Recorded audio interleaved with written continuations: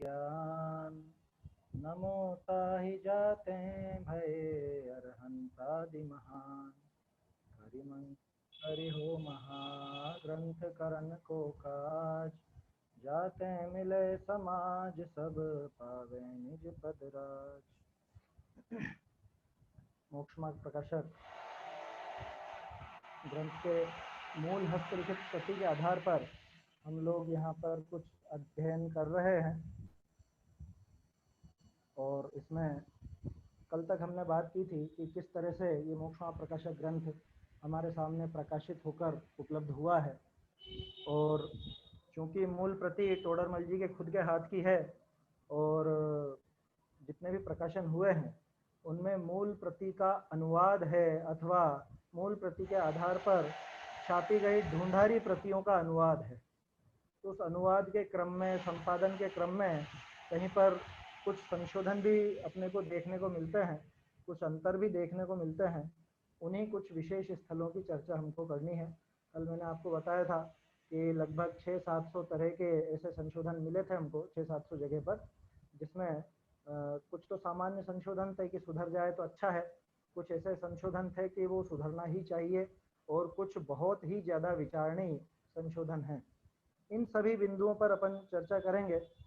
मुझे एक विकल्प था कि क्या करें, सबसे पहले सबसे विशेष संशोधन लें तो उसमें क्रम बिगड़ता है, कभी हमको आगे दिखा देखना पड़ेगा, कभी पीछे देखना पड़ेगा, तो सामान्य श्रोता भी यहाँ पर डिस्टर्ब होंगे। तो फिर ऐसा ही सोचा कि और साधर्मियों से चर्चा करने के बाद भी यही लगा कि शुरू से ही हमको क्रम से चलना चाहिए। हमें कोई टाइम की बंदिश तो है नहीं, समय की ऐसी पाबंदी तो है नहीं कि हमको इतने दिनों में ये सारी बात पूरी करनी है। तो जैसे भी ये क्रम से ही हम अपन लेंगे, पहले अधिकार से पहले करेंगे।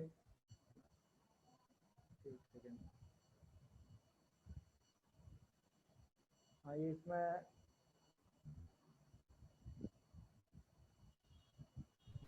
विनीत, अगर ये पार्टिसिपेंट्स जो भी जुड़ते हैं वो अगर जुड़ने पर जो है आवाज़ आती है, हाँ वैसे बंद कर दियो।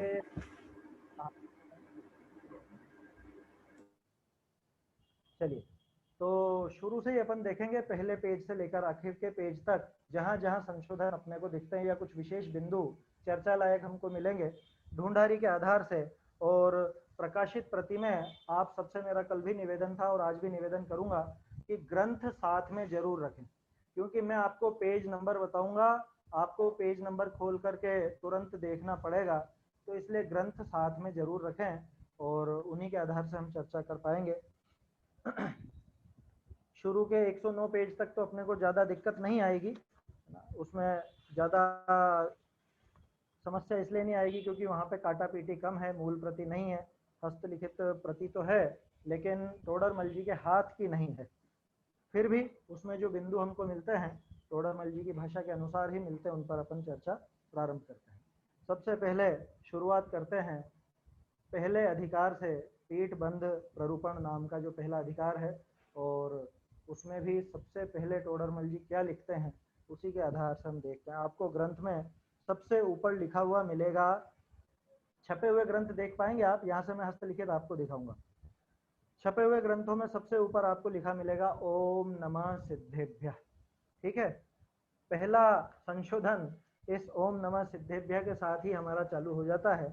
मैं आपको यहाँ पे स्क्रीन पर दिखा रहा हूँ, यहाँ पे आप देखिए सबसे पहले ओम नमः सिद्धम।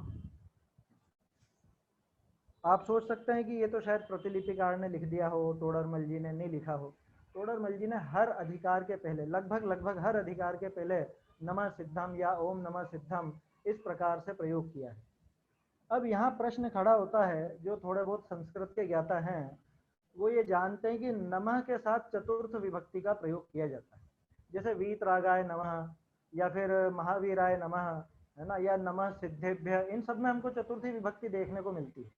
और संस्कृत के मैं वो सूत्र वगैरह के चक्कर में नहीं पढ़ूंगा, नमः स्वस्ति स्वाहा सदा अलम वषड योगाच्च, वो सारी जो संस्कृत आप देखते हैं पाणिनि की, उसके हिसाब से नियम यह है कि नमः शब्द का प्रयोग तो चतुर्थ विभक्ति के साथ होना चाहिए, चतुर्थी के साथ ही नमः का प्रयोग किया जाता है।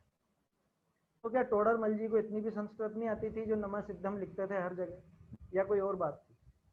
आप टोडरमल जी के लिए कल्पना करें कि उनको संस्कृत नहीं आती थी, ये तो वैसी बात हो जाएगी कि समझ लीजिए कि कुंद कुंदाचार्य को आत्मा के बारे में नहीं आता था। अतिशयोक्ति की बात नहीं कर रहा हूँ, लेकिन वास्तव में टोडरमल जी संस्कृत के पारगामी विद्वान थे। तो ये बात क्या उनको पता नहीं थी क्या? तो ये मैंने कई पहले भी काफी चर्चा की कई लोगों से, और प्रमोद जी भाई साहब जो संस्कृत के विशेषज्ञ हैं उनसे भी चर्चा की। उन्होंने कहा पाणिनि व्याकरण में तो ऐसी व्यवस्था नहीं है कि द्वितीय विभक्ति के साथ नमः शब्द का प्रयोग किया जाए, लेकिन जैनेन्द्र व्याकरण में या कातंत्र व्याकरण जो हमारे जैन व्याकरण के ग्रंथ हैं, जैनेन्द्र व्याकरण के बारे में मैं आपको बता दूं, पूज्यपाद देवनंदी आचार्य का ग्रंथ है, उसमें वैकल्पिक व्यवस्थाएं बहुत सारी, माने विकल्प बहुत उपलब्ध होते हैं। तो निश्चित रूप से इसका भी एक विकल्प होगा कि चौथे के स्थान पर द्वितीय का भी प्रयोग किया जा सकता है, तो को अवश्य मालूम होगा, इसलिए उन्होंने प्रयोग किया है। आप में से कोई कह सकता है कि जरूरी थोड़ी ना कि टोडरमल जी संस्कृत के सारे नियम जानते हो। मैं आपको बता दूं, टोडरमल जी ने जो त्रिलोक सार की बहुत बड़ी भाषा टीका और सम्यक ज्ञान चंद्रिका, जो कि गोमट सार जीव कांड, गोमट सार कर्म कांड, लब्धि सार, क्षपणा सार और अर्थ संदृष्टि अधिकार तो इनका स्वयं का लिखा हुआ है। इन सब चीजों की रचना जो की है वो संस्कृत टीकाओं के आधार पे की है, संस्कृत टीकाएं पढ़ करके की है, एक बात। दूसरी बात, आपने किंवदंती सुनी होगी, टोडरमल जी ने अपने गुरु बंशीधर, ये उनके गुरु का नाम था, गुरु मतलब उस शैली में सबसे वयोवृद्ध और समझ लीजिए टोडरमल जी के पहले उस शैली को संभालने वाले विद्वान थे बाबा बंशीधर। कोई बाहर का विद्वान आया, उसने कहा ये कैसा नाम है अटपटा सा, बंशीधर भी कोई जैनों में नाम होता है? तो टोडरमल जी ने बंशीधर के 17 अर्थ करके बताए थे। जिसको व्याकरण का विशेष ज्ञान हो वो ही इतना इतना विशेष अर्थ उसमें से निकाल सकता है, एक सामान्य से बंशीधर शब्द में से। तो इसलिए आप ये तो चिंता छोड़ दीजिए कि टोडरमल जी को संस्कृत का ज्ञान था या नहीं था। एक चीज और कहूंगा, टोडरमल जी ने अपने आप ही कन्नड़ भाषा सीखी थी, ये चीज आपको पता होनी चाहिए।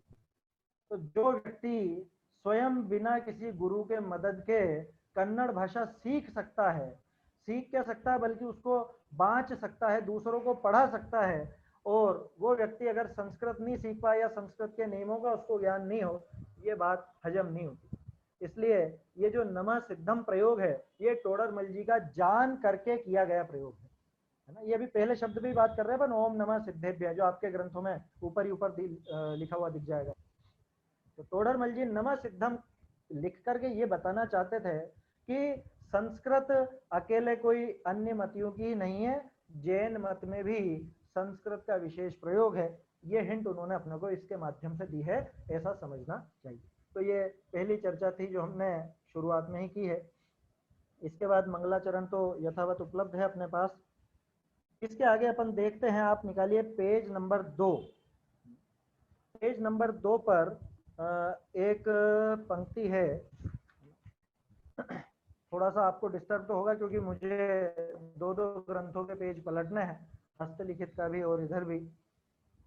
पेज नंबर 2 पर अगर आप स्मारक से छपी हुई प्रति लेकर बैठे हैं तो पेज नंबर 2 की 17वीं पंक्ति है ना, वहां पे ये जो सिद्धों का स्वरूप दिखाया गया है, सिद्धों के स्वरूप की दूसरी पंक्ति, अब सिद्धों का स्वरूप ध्याते हैं, जो गृहस्थ अवस्था को त्याग कर मुनि धर्म साधन द्वारा चार घाती कर्मों का नाश होने पर अनंत चतुष्टय भाव प्रकट करके, ठीक है, अनंत चतुष्टय भाव प्रकट करके।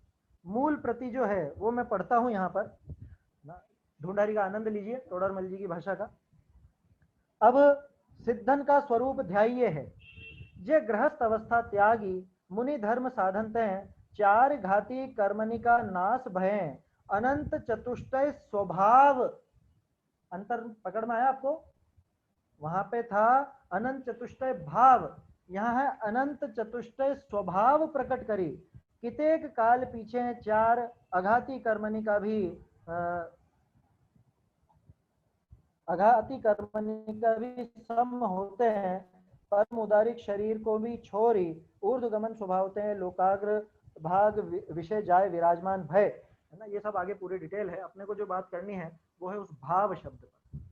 जैसे सामान्य रूप से कोई बहुत बड़ी ऐसा संशोधन नहीं है, भाव और स्वभाव एक जैसा लगता है, लेकिन बारीकी से विचार किया जाए तो भाव जो है वो एक समय की पर्याय को हम कह सकते हैं। अब टोडरमल जी यहाँ लिख रहे हैं अनंत चतुष्टय स्वभाव प्रकट करें। जब हम कहते हैं हम केवल ज्ञान स्वभावी हैं, है ना, केवल ज्ञान स्वभाव, वो जब पर्याय में प्रकट हो जाए तो वो स्वभाव पर्याय में आ गया, माने वो स्वभाव प्रकट किया गया। भाव तो हर कैसे ही है ना, राग द्वेष आदि ये भी भाव है, और अनंत चतुष्टय ये भी भाव है, लेकिन अनंत चतुष्टय जो है वो स्वभाव भाव है। ये दिखाने के लिए यहाँ पे स्वभाव शब्द का प्रयोग उचित है, और मूल में भी यही है ना। तो एक ये सामान्य सा संशोधन था, लेकिन इस पर भी विचार किया जा सकता है, किया जाना चाहिए। आप लोग जो अपने ग्रंथ लेकर के बैठे हैं, अगर चाहें तो साथ के साथ ही आप सुधार भी करते जाएं, साथ ही साथ आप निशान लगाते जाएं, और उसमें आप चाहें तो मैं आपको हस्तलिखित प्रति का पेज नंबर और लाइन नंबर भी बता सकता हूं। हस्तलिखित प्रति में ये दूसरे पृष्ठ पर छठी पंक्ति है ना, यहाँ पे दूसरे पृष्ठ पर 17वीं थी प्रकाशित में, और हस्तलिखित में दूसरे पृष्ठ पर ये छठी पंक्ति है, जिसमें स्पष्ट लिखा है अनंत चतुष्टय स्वभाव प्रकट करी। ठीक है, चलिए इसके बाद अपन देखते हैं, अपने को सिद्धों के स्वरूप पर ज्यादा चर्चा नहीं करनी है, खास बात यही देखने की थी कि अनंत चतुष्टय भाव प्रकट करके या अनंत चतुष्टय स्वभाव प्रकट करके। एक चीज इसमें और विचार की जा सकती है कि भाव सहज रूप से आते जाते हैं, जैसे अपने विकल्प चलते रहते हैं, राग द्वेष इत्यादि, लेकिन स्वभाव को पर्याय में लाने के लिए विशेष पुरुषार्थ चाहिए। स्वभाव जैसा है वो त्रिकाल पड़ा हुआ है, लेकिन उसको पर्याय में प्रकट करने के लिए विशेष पुरुषार्थ चाहिए। इसलिए यहाँ पर अनंत चतुष्टय स्वभाव प्रकट करके ये स्वभाव शब्द डाल दें तो पुरुषार्थ का विशेष वाचक ये हो जाता है ना। इसमें अपन इन चीजों का विचार कर सकते हैं। चलिए आगे अपन देखते हैं। इसके बाद आप निकालिए पेज नंबर 4। पेज नंबर 4 पर आप देखेंगे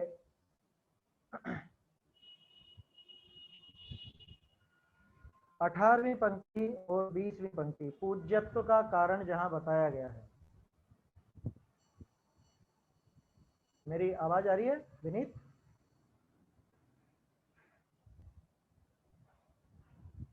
मुझे असल में यहाँ से पता नहीं चल रहा है, दूसरे लोगों का वीडियो मुझे बंद नजर आ रहा है। आवाज आ रही है मेरी बराबर?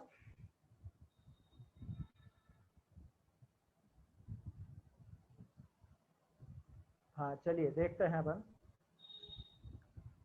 पेज नंबर 4 पर आप देखेंगे तो इसमें 18वीं पंक्ति और 20वीं पंक्ति है पूज्यत्व के कारण के अंदर।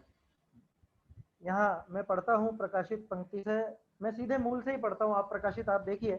पेज नंबर 4 पे आप देख रहे हैं, और मैं देखूंगा पेज नंबर 5वीं की चौथी और 5वीं पंक्ति। चलिए, सो अर्हंत सिद्धनिकेतो संपूर्ण रागादिक की हीनता और ज्ञान की विशेषता होने करी संपूर्ण वीतराग विज्ञान भाव संभवे है, और आचार्य उपाध्याय साधुनी के एको देश रागादिक की हीनता और ज्ञान की विशेषता होने करी एको देश वीतराग विज्ञान संभवे है।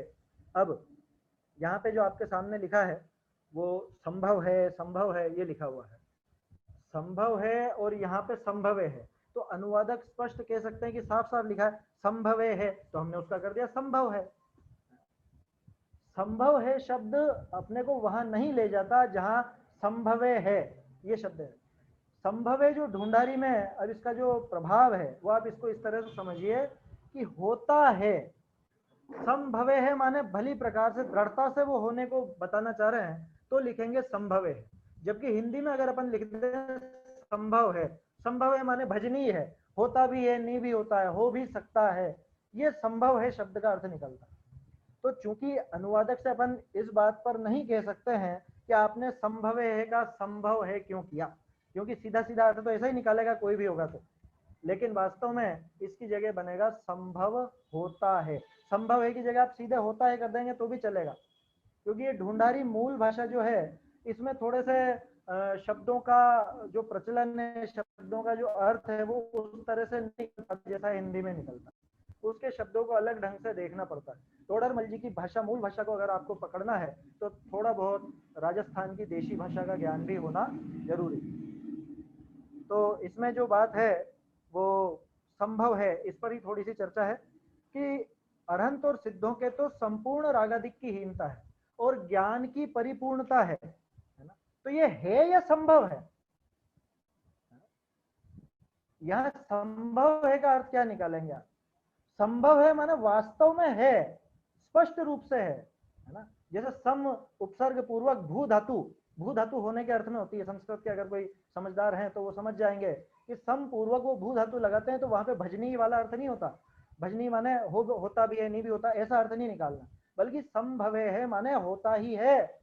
उनके वो पूर्ण वीतरागता, उनके पूर्ण केवल ज्ञान, ये होता ही है, निश्चित है। ऐसा यहाँ पे संभव है शब्द का जो अर्थ है वो लगता है। लेकिन अब उसका अनुवाद संभव है, ये थोड़ा सा वहां पे भाव कमजोर पड़ जाता है, प्रभाव कम कम हो जाता है। तो अगर आपको इसमें सुधार लगाना है तो 18वीं और 20वीं दोनों जगह जो संभव है शब्द है, संभव की जगह आप होता भी लिख सकते हैं। होता है, वास्तव में होता है। चलिए इसके बाद अपन देखते हैं आगे।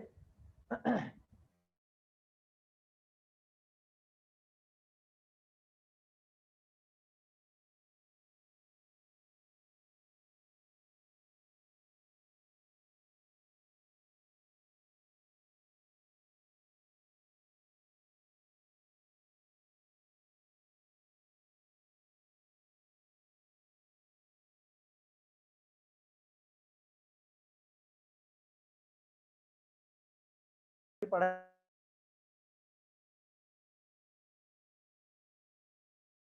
अर्थ होता है इसलिए, तो जाते का अर्थ होता होगा जिस वजह से या जिस कारण से, ऐसा नहीं है।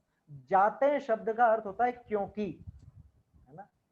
अब ये आप मुझसे मत पूछिएगा कि ये अर्थ आपने कैसे निकाला या कहां से निकाला, ये तो थोड़ा थोड़ा जैसे भी अभ्यास के कारण बन गया है, थोड़ा कुछ ढूंढारी का पुरानी भाषा का ज्ञान होने से।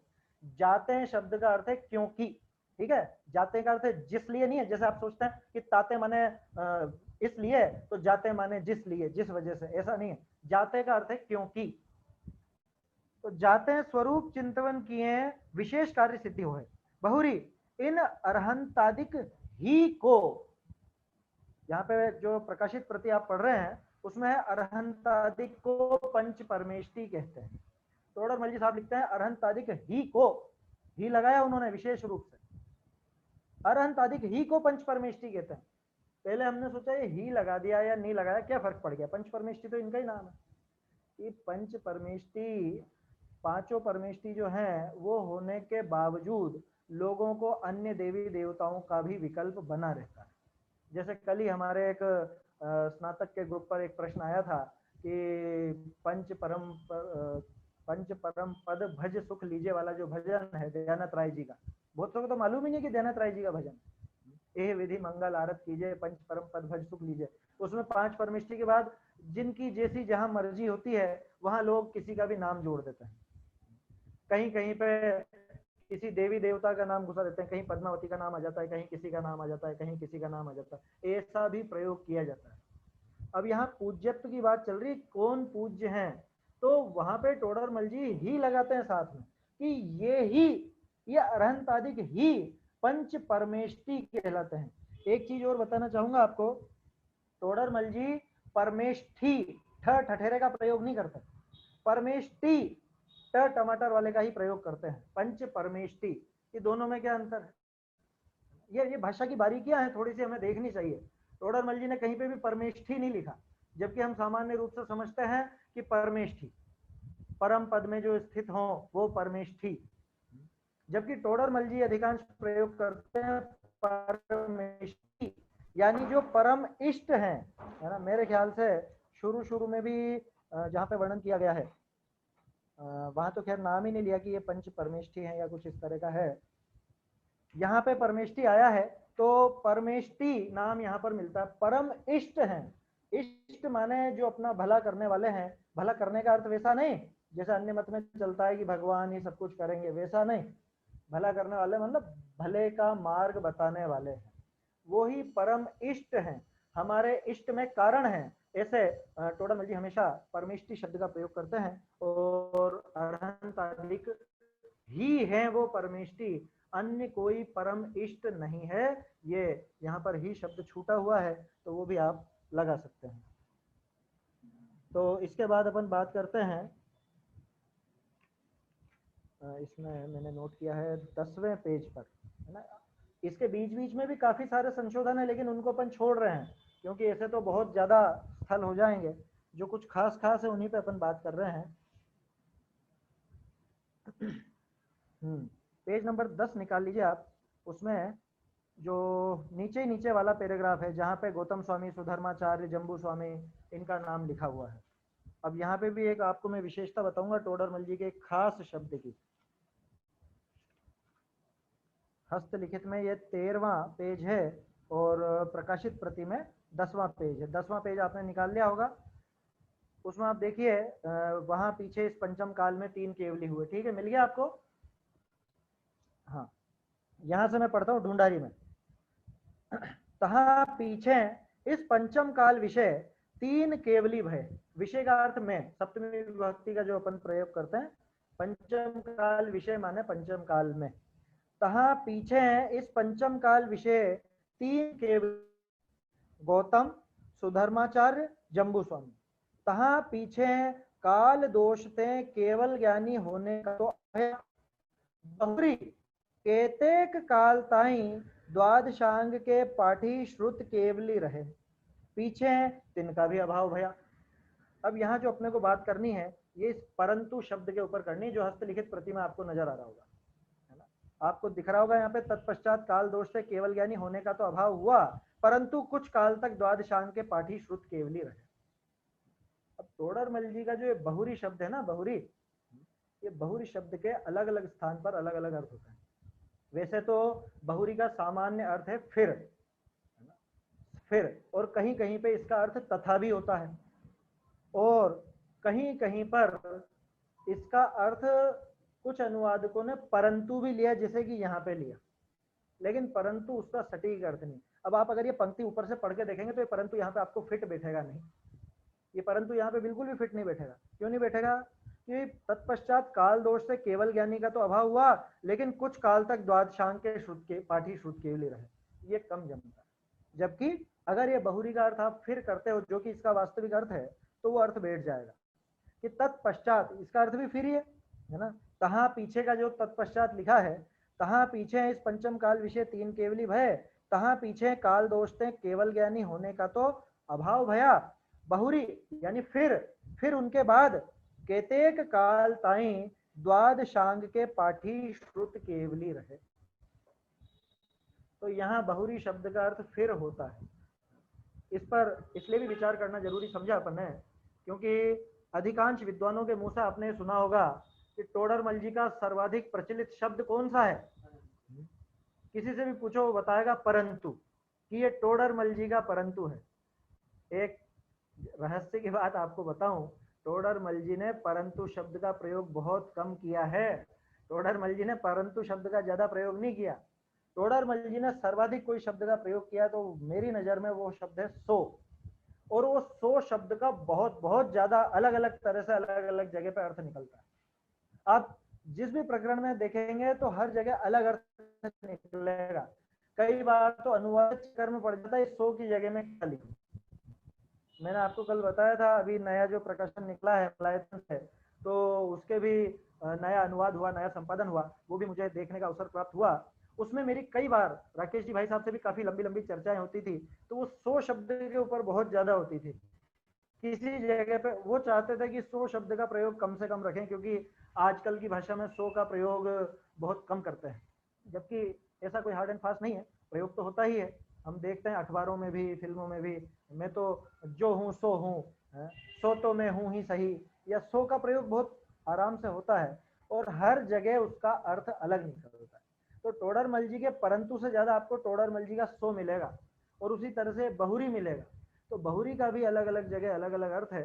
कहीं पे तो इसका अर्थ फिर निकलेगा, कहीं पर पीछे निकलेगा, और कहीं पर इसका अर्थ तथा भी निकलेगा, लेकिन इसका अर्थ परंतु बहुत ज्यादा उचित नहीं। ऐसे ही कुछ और प्रचलित शब्द हैं जैसे कि ठीक, ठीक शब्द का अर्थ बहुत से अच्छा समझते हैं। पुरानी भाषा का ठीक कह रहा हूँ, अभी वाला ठीक नहीं कह रहा हूँ। टोडरमल जी के कल मैंने जो आपको एक हिंट दी थी, जैन धर्म में प्रतिज्ञा लेने का तो दंड है नहीं, है ना, छपा हुआ तो न लेने का। उसी में 2-3 पंक्ति बाद है, अपने परिणामों को ठीक करे। उस पंक्ति में बहुत बड़ा सुधार है, अपने परिणामों का ठीक करे, है ना। ठीक शब्द का अर्थ होता है निर्णय, ठीक माने निर्णय। ये अपन चर्चा बाद में करेंगे, जब ठीक शब्द आएगा तब अपन उसकी बात करेंगे। तो परिणामों को ठीक करे नहीं होता है, परिणामों का ठीक करे है, उसका क्या अर्थ है वो अपन वहां पर देखेंगे, अभी उसका प्रसंग नहीं है। तो बहुरी शब्द के कारण यहाँ पे थोड़ा सा अंतर देखने को मिला था। तो ये यहाँ पे परंपरा दिखाई थी टोडरमल ने पहले अधिकार में। जम्बू स्वामी आदि 3 जो अनुबद्ध केवली हुए, उनके बाद फिर कहाँ तक श्रुत केवली होते रहे और कहाँ तक फिर अंगों के पाठी हुए, ये सारा वर्णन इसमें है ना। वो ज्यादा चर्चा अपने को नहीं करनी है। चलिए इसके बाद अपन देखते हैं, हाँ, पेज नंबर 12। पेज नंबर 12 आप निकालेंगे प्रकाशित प्रति में। 12वें पेज पर 9वीं पंक्ति है, यानी ये जो बड़ा पैराग्राफ है इसकी नीचे से दूसरी तीसरी पंक्ति। यदि उनके तीव्र कषाय हो तो सर्व कषायों का जिस तिस प्रकार से नाश करने वाला जो जिन धर्म उसमें रुचि कैसे होती। प्रकरण क्या है, पहले थोड़ा सा प्रकरण समझते हैं अपन। सामने वाले व्यक्ति ने प्रश्न किया था कि भाई यहाँ पे आपका जो ये चला आया है जैन धर्म तीर्थंकरों से, इसमें बीच में मिलावट नहीं हुई हो ऐसा हम कैसे मान लें, है ना। हो सकता है बीच में मिलावट की गई हो, या आपके लोगों ने कुछ भी उटपटांग लिख दिया हो, आचार्यों ने, विद्वानों ने, बहुत से लोग हुए हैं ग्रंथ रचना करने वाले, तो ऐसा विपरीत वर्णन तो वो भी कर सकते हैं। उसके जवाब में ये उत्तर चल रहा है। इस उत्तर में शुरुआत में बात आती है कि प्रथम मूल उपदेश दाता तो तीर्थंकर केवली, उनके मोह का नाश हो चुका है, वो तो कुछ गलत कह ही नहीं सकते। फिर ग्रंथकर्ता गणधर और अन्य आचार्य आदि, उनके मोह का अत्यंत मंद उदय है, तो वहां पे ऐसी तीव्र कषाय नहीं होती कि जिससे बहुत ज्यादा जीवों का बिगाड़ कर सकें। ये प्रकरण यहाँ पे चल रहा है। लौकिक प्रयोजन उनको कुछ है नहीं। हमें जो पंक्तियां देखनी है वो यहाँ से देखनी है। तथा श्रद्धानी गृहस्थ भी कोई ग्रंथ बनाते हैं, वे भी तीव्र कषाय नहीं होते। यदि उनके तीव्र कषाय हो तो, मिल गया आप लोगों को, यदि उनके तीव्र कषाय हो तो सर्व कषायों का जिस तिस प्रकार से नाश करने वाला जो जिन धर्म उसमें रुचि कैसे होती। अथवा जो कोई मोह के उदय से अन्य कार्यों द्वारा कषाय का पोषण करता है तो करो, परंतु जिन आज्ञा भंग करके अपनी कषाय का पोषण करे तो जैनी पना नहीं रहता। ये इसमें प्रकाशित है। मैं हस्तलिखित में जो सुधार है वो मैं हस्तलिखित के आधार से आपको बताता हूँ।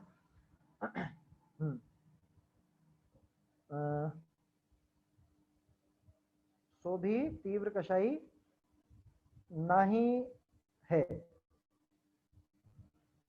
जो वाके तीव्र कषाय होए, एक मिनट, जो वाके तीव्र कषाय होई तो सर्व कषायनी का जिस तिस प्रकार नाश करण हारा जो जिन धर्म तिस विषय रुचि कैसे हुई।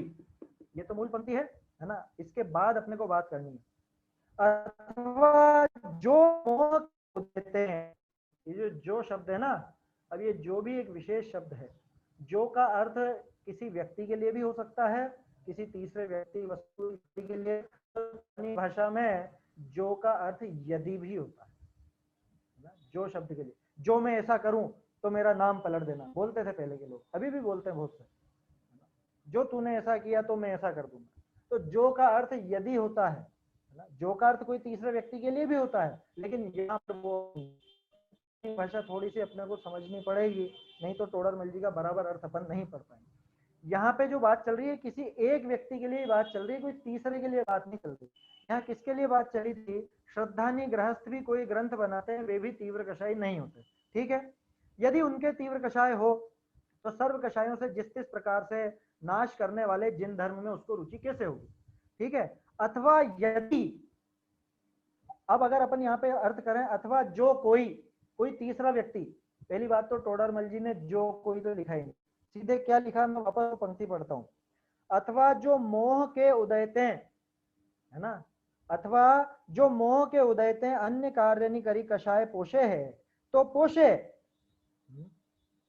अथवा जो मोह के उदयते अन्य कार्य नहीं करी कषाय पोषे है तो पोषो, परंतु जिन आज्ञा भंग करी अपनी कषाय पोषे तो जेनी पन्ना नहीं। कहने का अर्थ यह है कि यदि मोह के उदय से अन्य कोई कार्य करके आप स्वयं की कषाय का पोषण करता हो तो करो, लेकिन जिन आज्ञा भंग करके अपनी कषाय पोषण करे तो जेनीपना रहता नहीं। कहने का अर्थ यह है कि खाने पीने में, घर गृहस्थी के कामों में, वहां पे भले वो अपनी कषायों का पोषण करता हो तो करो, जैसा कि होता ही है। सम्यक दृष्टि जीव के अनंतानुबंधी का तो अभाव हुआ है, लेकिन बाकी की 3 कषाय चौकड़ी पड़ी हुई है तो घर गृहस्थी के सारे कार्य नजर आते हैं, ठीक है। लेकिन जिससे जिन आज्ञा भंग हो ऐसी कषाय उसके नजर नहीं आती, ये इसका खास अर्थ है। अब अगर अपन जो कोई का अर्थ किसी अन्य व्यक्ति पर ले जाएं तो ये तो बात ही बदल जाएगी। आप इस पंक्ति को आगे और पीछे से मिला के देखेंगे तो ये संशोधन समझ में आएगा। पीछे जो बात चल रही है कि भाई कोई एक गृहस्थ श्रावक, कोई गृहस्थ श्रावक शास्त्र बनाता है तो वो तो कषाई है ना, उसके कम से कम 3 कषाय चौकड़ी तो पड़ी हुई है। तो क्या कहा कि उसके कषाय भले हो लेकिन तीव्र कषाय नहीं होगी। क्यों कि तीव्र कषाय हो तो कषायों के नाश करने वाले जैन धर्म के प्रति उसकी रुचि नहीं हो सकती। कषायों का नाश करने वाला जैन दर्शन है, इस जैन दर्शन में रुचि तो उसी जीव की होगी जिसकी कषाय मंद हो।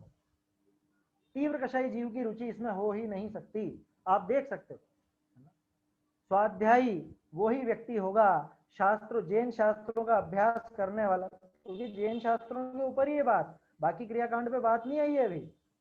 शास्त्रों में असत्य रचना प्रतिषेध का प्रकरण चल रहा है ना, तो जैन शास्त्रों का पठन पाठन लेखन इत्यादि कौन करेगा कि जिसकी कषाय तीव्र नहीं हो। अगर तीव्र कषाय हो तो जैन शास्त्रों के पठन पाठन में वो लग नहीं सकता। ये बात हुई उस श्रावक की। अब उसी के लिए बात करते हैं, यदि मोह के उदय से, अब घर गृहस्थी में है, मोह के उदय से अन्य कार्यों के द्वारा अपनी कषाय का पोषण करता हो तो करो, उसमें समस्या नहीं है। घर गृहस्थी में खाएगा पिएगा, अपना मकान इत्यादि का जो भी कार्य है वो भी करेगा, जिन धर्म की मर्यादा के अनुकूल। लेकिन ध्यान रखिएगा, मर्यादा के विपरीत नहीं, ऐसा नहीं जिसमें अपने धर्म की मर्यादा भंग होती है। तो उन कषायों का पोषण करता है तो करो, लेकिन जिन आज्ञा भंग करके अपनी कषाय का पोषण करे। क्या मतलब, मैं मेरे मान के पोषण के लिए अपनी कुछ भी बात लिख दूं शास्त्रों में, ऐसा काम वहां नहीं होगा। जिन आज्ञा भंग करके मैं शास्त्रों में कुछ मेरी तरफ से मिलावट कर दूं, मेरी तरफ से कुछ लिख दूं, ऐसा जैनी श्रावक नहीं हो सकता। ये कहना चाह रहे हैं टोडर। इसलिए यहाँ जो कोई शब्द है, ये जो कोई की जगह यदि का प्रयोग अधिक उचित है और वही ठीक बैठता है, क्योंकि जो शब्द का अर्थ तो यदि भी होता है ना। टोडरमल जी ने जो शब्द, जैसे जो कोई अगर लिखते हैं तब तो अपन समझ जाते हैं किसी तीसरे व्यक्ति के लिए बात है। जो कोई लिखते हैं तो वह व्यक्ति भी लिखते साथ में। जैसे अपन कहते हैं जो भोजन करता है उसका पेट भरता है, ठीक है। और अगर मैं कहूं जो तू भोजन करे तो तेरा पेट भरे, तो जो का अर्थ दोनों जगह बदल गया। जो कोई में एक तो जो हो गया तीसरे के लिए, और एक हो गया जो यानी यदि तू भोजन करेगा तो तेरा पेट भरेगा। तो ऐसे यहाँ पर ये अर्थ समझना चाहिए, है ना। प्रकरण बहुत सुंदर है, क्योंकि ये शब्द के प्रकरण की नहीं कह रहा हूँ, ये जो विषय है ये विषय बहुत सुंदर है। टोडरमल जी के सामने प्रश्न खड़ा हुआ कि भाई ऐसा भी तो हो सकता है कि यहाँ मिलावट कर दी गई हो। अगला प्रश्न यही आ रहा था। आगे एक बात लिख करके टोडरमल जी ने आगे का प्रश्न भी खड़ा किया, इस प्रकार जिन धर्म में ऐसा तीव्र कषाई तो कोई नहीं होता जो असत्य पदों की रचना करके परका और अपना, देखिए तो सही क्या लिख रहे हैं टोडरमल जी, असत्य पदों की रचना करके परका और अपना पर्याय पर्याय में बुरा करे। इस भव में भी बुरा करे और अगले भव में भी बुरा करे। किसका? पढ़ने वाले का। अरे खुद का भी, वो लिखने वाला खुद का भी बुरा करे और अगले भव में भी बुरा करे। ऐसा तो तभी संभव हो जब बहुत ज्यादा तीव्र कषाय हो, और ऐसा एकाएक तो है ना 99% तो ऐसी संभावना नहीं। फिर भी आगे प्रश्न उन्होंने रखा कि यदि कोई जैनाभास तीव्र कषाई होकर, जैनाभास शब्द आ गया ना, जैनाभास नाम से तो जैन है ना, लेकिन जैनी के भेष में, अथवा समझ लो जैन धर्म में जो पद है उस पद के भेष में तीव्र कषाई होकर असत्यार्थ को मिला, जैन शास्त्रों में मिला देवे। मिलावट हुई है, बहुत ज्यादा हुई है ना। कहाँ कहाँ कैसे कैसे हुई है, मैं थोड़ा सा आपको उदाहरण देना चाहता हूँ। ये पांडुलिपियों का शौक मुझे बचपन से रहा है। बचपन से मैंने 9वीं 10वीं में जब मैं था तब से ग्रंथों को देखा करता था, मंदिर में रखे रहते थे। तो बहुत से ग्रंथ कभी खोल के देखे तो उसमें शुरू शुरू में लिखा मिलता श्री गणेशाय नमः। अब ये बताओ, जो व्यक्ति जानकार नहीं हो, गणेशाय का अर्थ गणधराय, ऐसा अर्थ अगर वो नहीं कर सकता हो, तो आने वाली पीढ़ी 50-100 साल बाद जो कोई उसको खोल के पढ़ेगा वो क्या पढ़ेगा? मतलब वो क्या समझेगा, उससे क्या सीखेगा? उसके दिमाग में यही आएगी कि हाँ जैन दर्शन में तो ये भी स्वीकार है, जैन दर्शन में तो किया जाता था, हमने तो देखा, जैन ग्रंथों में लिखा हुआ देखा है गणेशाय नमः।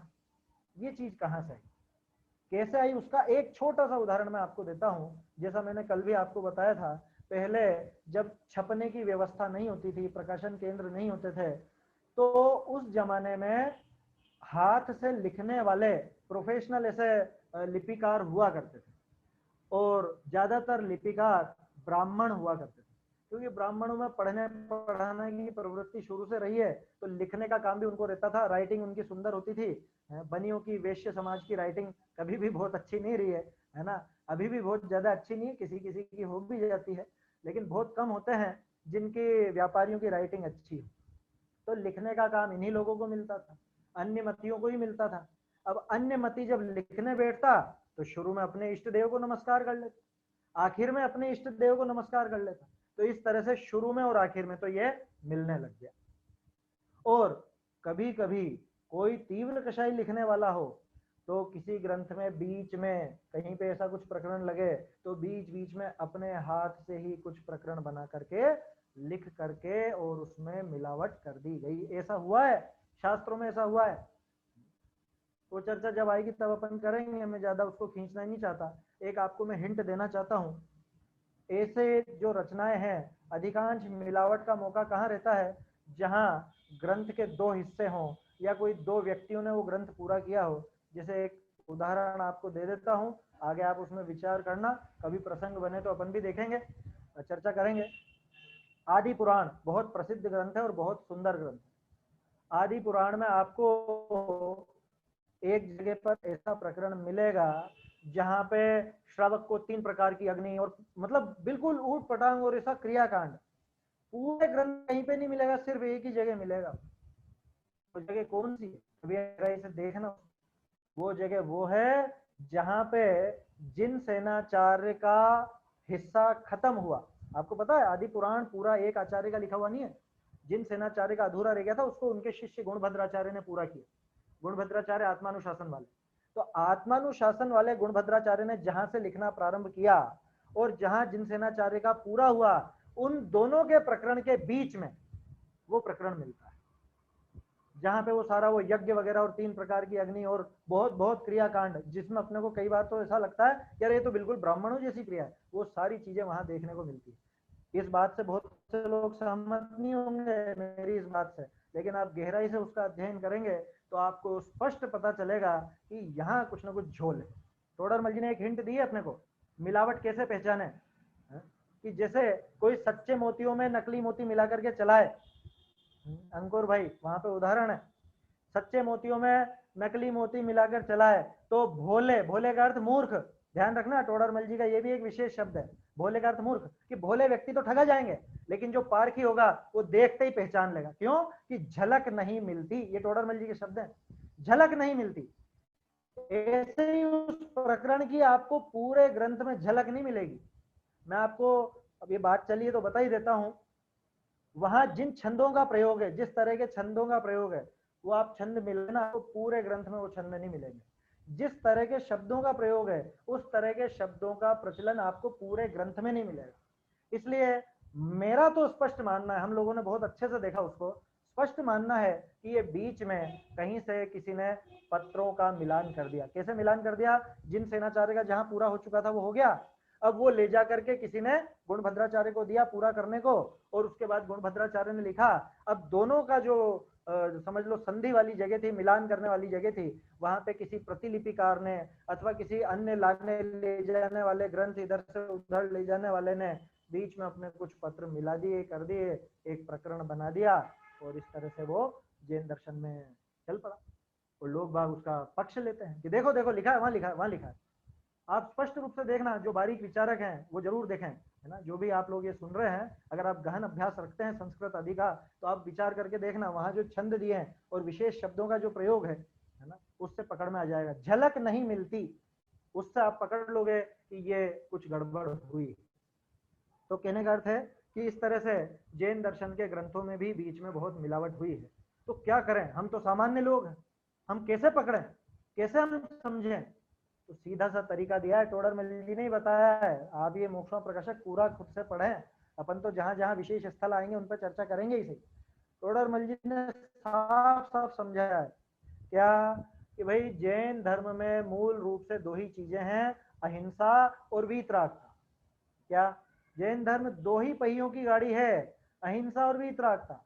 जहां पे भी अहिंसा का पोषण होता हो, अहिंसा का पोषण नहीं हो पाता हो, खंडन होता हो, या जहां पे राग द्वेष बढ़ते हो, कषाय बढ़ती हो, तो समझ लेना वो जैन धर्म का ग्रंथ नहीं है, कुछ मिलावट हुई। और जहां वीतरागता का पोषण हो रहा है, आप बोलते तो हो पूजा में, वीतरागता की पोषक ही जिनवाणी कहलाती है। अरे भगवान को हम क्यों पूजते हैं? आप मीमांसा आप पढ़ेंगे, समंत भद्राचार्य ने स्पष्ट लिखा, दोषा वर्ण योर हानि निश्चेषा स्थिति शायना।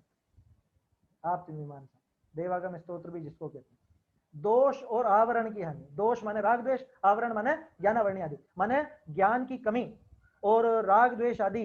ये जो टोडरमल जी ने भी प्रकरण लिया, हीनता का कारण क्या और पूज्य पने का कारण क्या, कि राग द्वेष और अज्ञान ये जीव की हीनता के कारण है। जीव इनसे हीन होता है, निंदनीय होता है। और वीतरागता और सर्वज्ञता यानी ज्ञान होना, सामान्य ज्ञान, सम्यक ज्ञान भी अगर अपन लें, तो इनसे जीव पूज्य पने को प्राप्त होता है। अब इसी को हम यहां पर लगाएं, मिथ्यात्व, राग द्वेष, इनका पोषण जहां पर हो, अथवा हिंसा का पोषण जहां पर हो, घूम फिर के बात एक ही जगह पे आ जाएगी, हिंसा पे। क्यों? क्योंकि अगर आपने पुरुषार्थ सिद्धि उपाय पढ़ा है तो आपको स्पष्ट पता चल जाएगा कि राग द्वेष दूसरा नाम हिंसा ही है। राग द्वेष स्वयं के जो राग द्वेष भाव होते हैं वो स्वयं की हिंसा है ही सही। तो राग द्वेष बोलो कि हिंसा बोलो, एक ही बात है। लेकिन सामान्य जीवों के लिए उन्होंने हिंट दे दी कि राग द्वेष और हिंसा, इनका अगर पोषण होता हो तो वो जैन शासन नहीं है।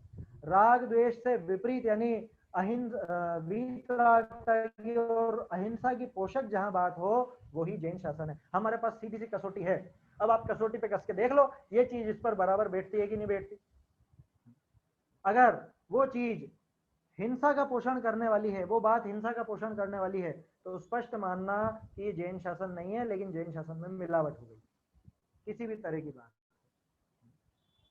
पूर्वा पर विरोध आता हो, राग द्वेष का पोषण होता हो, हिंसा का पोषण होता हो, ये सब ऐसी निशानियां हैं जिससे हम पकड़ सकते हैं कि ये ग्रंथ जैन धर्म के अनुकूल है या नहीं, या जिनवाणी के नाम से प्रचलन में। और बहुत से ग्रंथ हैं इस तरह के, जैसे आप कभी देखेंगे उमा स्वामी श्रावकाचार। अब उमा स्वामी के नाम से श्रावकाचार तो लिख दिया, लेकिन उमा स्वामी जैसी कोई बात उसमें नजर नहीं आती। शिथिलाचार का पोषण दिखता है ना। और शुद्ध धामनाय में एक तरह से उसके विपरीत वो नजर आता है ग्रंथ, और नाम चला दिया, देखो देखो उमा स्वामी लिखा हुआ है ना। अरे भैया, नाम किसी के नाम से आप कुछ भी चला दोगे, ऐसे थोड़ी ना चल जाएगा। शोधकर्ता विद्वानों ने सिद्ध किया उमा स्वामी आचार्य का मात्र एक ग्रंथ था तत्वार्थ सूत्र, और जो पूरे समाज में प्रचलन में, उसके अलावा उनका कोई ग्रंथ नहीं। अब लेकिन उमा स्वामी श्रावकाचार चला दिया और लोग बाग अब छपा हुआ है, पुराना है, ऐसा तर्क लगा करके उसको प्रामाणिक समझने लग जाते। ऐसे अनेक ग्रंथ हैं, है ना। हमको उनकी ज्यादा चर्चा नहीं करनी है, लेकिन चूंकि ये प्रकरण था इसलिए अपन ने ये बात यहाँ पर की है।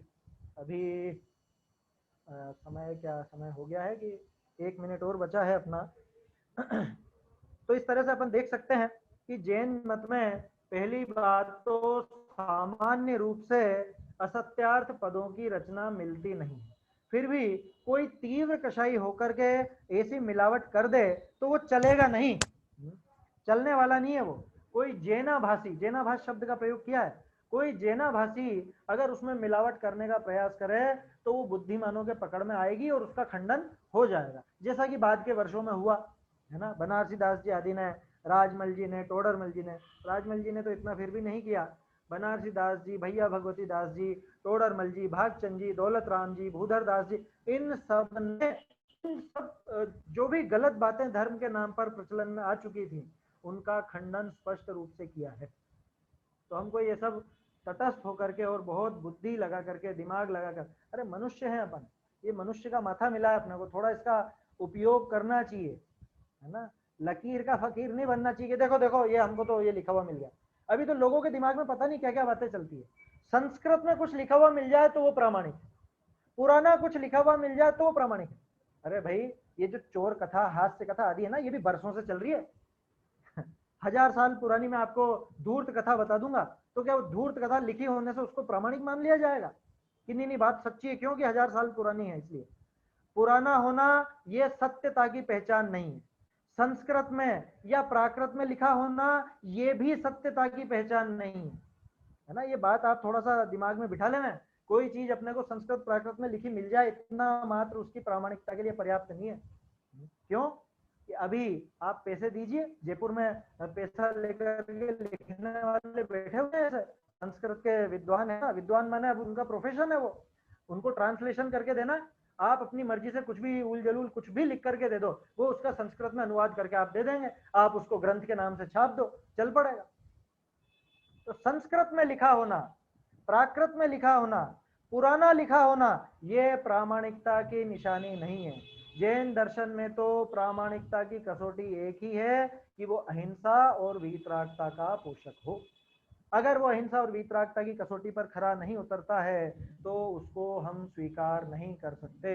कुंद कुंद आचार्य शुरू से ये उपदेश देते आए हैं और उन्हीं की परंपरा में टोडरमल जी आदि सभी विद्वानों ने यही उपदेश दिया है कि वीतरागता और अहिंसा ये दोनों का पोषक जो होता है वो ही जैन ग्रंथ होता है, वही जैन शास्त्र होता है ना। इस तरह से आज अपना ये समय भी हो गया है, यहाँ तक के पेज नंबर 12 तक के संशोधन की अपन ने चर्चा की है और इसमें जो कुछ विशेष बातें आई थी उनके बारे में बात की थी। तो आप देख सकते हैं टोडरमल जी का एक एक शब्द ढूंढारी में जिस तरह से हमको मिलते हैं शब्द, उनके कुछ विशेष अर्थ होते हैं और टोडरमल जी एक एक शब्द का चुनाव बहुत सोच समझ के करते हैं। शुरू में हमने नमः सिद्धम से ही प्रारंभ किया था, ओम नमः सिद्धेभ्य जो लिखा था उसकी जगह ओम नमः सिद्धम, ये क्यों लिखा, व्याकरण परक इसमें क्या विशेष बात है, ये सब अपन ने देखा। और इस तरह से ये 12वें पेज तक अपना ये प्रकरण हुआ है। इसके आगे की बात अपन कल करेंगे। निज निधि निज में बताई यह अनंत उपकार है, इसके लिए जिन वाणी माँ को वंदना शत बार है, वंदना शत बार है।